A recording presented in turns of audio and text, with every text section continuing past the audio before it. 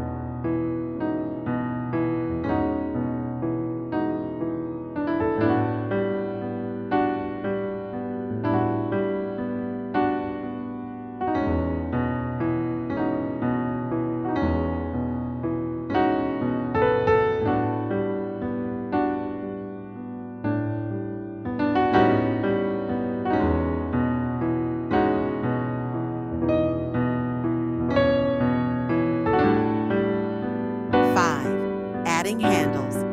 Attach handles made from yarn, plastic canvas, or any other sturdy material.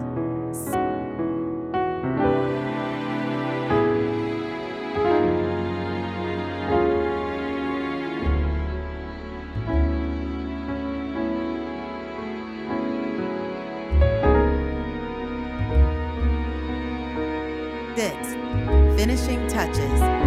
Ensure all edges are neatly stitched and secure any loose ends of yarn. Your unique plastic canvas bag with yarn is ready.